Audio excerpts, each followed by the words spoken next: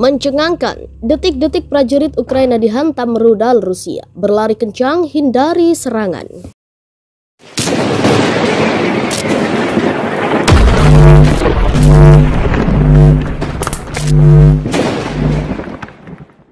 Operasi militer pasukan Rusia masih terus berjalan hingga membuat pasukan Ukraina mengalami kewalahan. Seperti diketahui, ribuan pasukan tentara Ukraina yang berada di pabrik baja Azovstal telah menyerahkan diri ke pasukan Rusia. Bahkan, dalam sebuah video yang beredar juga tampak puluhan prajurit Ukraina berlari saat mendapat serangan dari Rusia. Beredar video di media sosial pertempuran antara pasukan Rusia dan Ukraina di sebuah hutan. Video tersebut sebelumnya diunggah di akun Telegram pada Jumat 20 Mei 2022. Namun tak diketahui lebih pasti di daerah mana pertempuran itu terjadi. Dalam rekaman video itu mulanya tampak pasukan Ukraina tengah berkumpul di sebuah markas. Mereka diketahui akan meluncurkan serangan ke Rusia. Namun tak berselang lama, serangan rudal dan Rusia datang dari kejauhan menghampiri mereka. Mengetahui hal tersebut, prajurit tentara Ukraina langsung berlari menghindari serangan rudal tersebut. Mereka tampak berlari kencang mencari tempat perlindungan.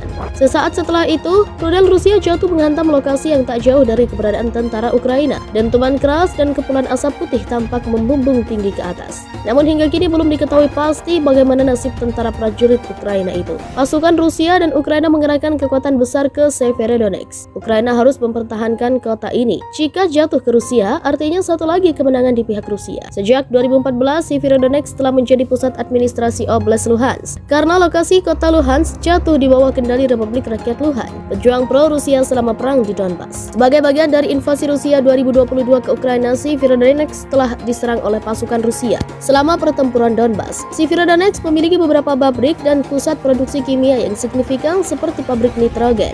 Ada juga bandara domestik 6 km 3,7 mil di selatan kota. Presiden Ukraina Volodymyr Zelensky dalam pernyataan terbarunya menyebut pihaknya berhasil menahan gempuran penjajah. Severodonetsk diserang dari 4 sisi sekaligus, tetapi musuh dipukul mundur dan mundur ke posisi sebelumnya, kata pengarahan Zelensky di Istana Kepresidenan Minggu 22 Mei. 7 rumah Severodonetsk dan sedikitnya 27 rumah di kota-kota dan desa-desa sekitarnya rusak, kata pernyataan itu. Militer Ukraina mengerahkan kekuatan tempurnya mempertahankan Severodonetsk agar tidak jatuh ke Rusia seperti halnya Mariupol. Pertempuran antara pasukan Rusia dan pasukan Ukraina masih berlangsung di wilayah timur Ukraina. Pasukan Rusia menggebrak jalan menuju kota Severodonetsk, sementara pasukan Ukraina menghancurkan ratusan artileri dan peralatan lainnya milik Rusia. Menurut laporan TheWeek.com, kota Severodonetsk di Ukraina Timur berada di bawah serangan yang hampir terus-menerus oleh pasukan Rusia ketika pasukan tersebut berusaha untuk mengambil alih wilayah utama Donbas. Severodonetsk berada di provinsi Luhansk, dan pejabat militer mengatakan jika Rusia dapat merebut kota itu, mereka akan menguasai Luhansk.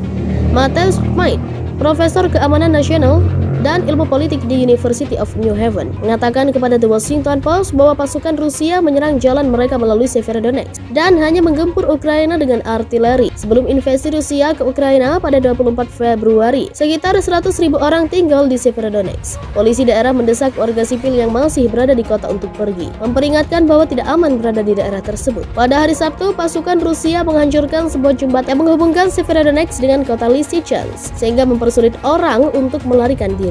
Jika mereka menghancurkan satu jembatan lagi, sayangnya kota itu akan terputus sepenuhnya, kata Serhiy Haidai, Kepala Administrasi Militer Ukraina di Luhansk, Minggu 22 Mei 2022. Di timur Ukraina, artileri Ukraina berangkat intelijen penjaga perbatasan menghancurkan jembatan ponton penjajah Rusia, sementara tank Rusia bergerak di sepanjang itu. Pengintaian udara dari layanan penjaga perbatasan negara Ukraina menemukan bahwa penjajah telah mendirikan ponton penyeberangan di atas sungai. Setelah membangun jembatan ponton, mereka akan mengangkut sekitar selusin unit kendaraan lapis baja. Demikian Kementerian Dalam Negeri Ukraina. Transfer informasi yang tepat waktu ke artileri angkatan bersenjata Ukraina membuat penyesuaian pada rencana penjajah dan tembakan akurat menghancurkan persimpangan bersama dengan tank Rusia yang ada di sana pada waktu itu. Penjajah Rusia bersama dengan kendaraan tempur dan tank infanteri yang masih hidup mencoba melarikan diri dari tembakan angkatan bersenjata. Namun berkat pesawat tak berawak, artileri Ukraina membunuh beberapa lusin penjajah Rusia dan menghancurkan beberapa unit peralatan mereka. Pada 13 Mei, Angkatan Bersenjata Ukraina melaporkan bahwa mereka telah menggagalkan 9 upaya Rusia untuk membangun sebuah ponton yang melintasi Donetsk Siversky. Pembela Ukraina juga menunjukkan konsekuensi dari upaya Rusia yang gagal untuk membangun penyeberangan ponton di dekat Bilhorivka di wilayah Luhansk. Lebih dari 70 unit kendaraan lapis baja Rusia terbakar akibat serangan artileri angkatan bersenjata. Dari 550 prajurit di Brigade Rusia, 485 tewas. Di timur, angkatan bersenjata Ukraina menghancurkan lebih dari 200 unit peralatan Rusia dalam seminggu, termasuk 3 pesawat. Di front Donetsk dan Luhansk pada hari Minggu, para pejuang operasi pasukan gabungan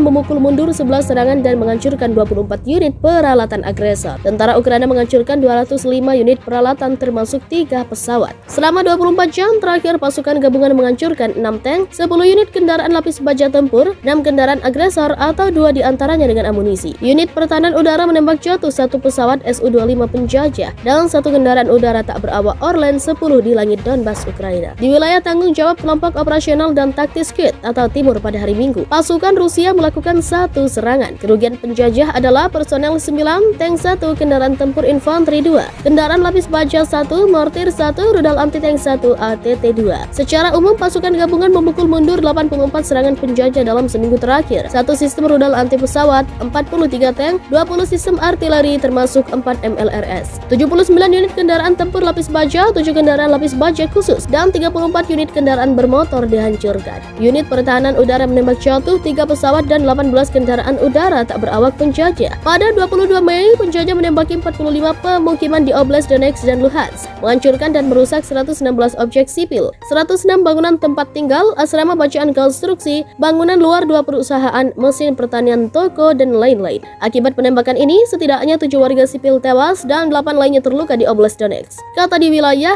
wilayah Luhansk sedang diklarifikasi. Dalam rekaman video itu mulanya tampak pasukan Ukraina tengah berkumpul di sebuah markas. Mereka diketahui akan meluncurkan serangan ke Rusia. Namun tak berselang lama, serangan rudal dan Rusia datang dari kejauhan menghampiri mereka. Mengetahui hal tersebut, prajurit tentang Ukraina langsung berlari menghindari serangan rudal tersebut. Mereka tampak berlari kencang mencari tempat perlindungan. Sesaat setelah itu, rudal Rusia jatuh menghantam lokasi yang tak jauh dari keberadaan tentara Ukraina. Dentuman keras dan kepulan asap putih tampak membumbung tinggi ke atas. Namun hingga kini belum diketahui pasti bagaimana nasib tentara prajurit Ukraina itu. Pasukan Rusia dan Ukraina mengerahkan kekuatan besar ke Severodonetsk. Ukraina harus mempertahankan kota ini. Jika jatuh ke Rusia, artinya satu lagi kemenangan di pihak Rusia. Sejak 2014, Severodonetsk telah menjadi pusat administrasi Oblast Luhansk. Karena lokasi kota Luhansk jatuh di bawah kendali Republik Rakyat Luhansk, pejuang pro-Rusia selama perang di Donbas. Sebagai bagian dari invasi Rusia 2022 ke Ukraina, Severodonetsk telah diserang oleh pasukan Rusia selama pertempuran Donbas. Severodonetsk memiliki beberapa pabrik dan pusat produksi kimia yang signifikan seperti pabrik nitrogen. Ada juga bandara domestik 6 km 3,7 mil di selatan kota. Presiden Ukraina Volodymyr Zelensky dalam pernyataan terbarunya menyebut pihaknya berhasil menahan gempuran penjajah.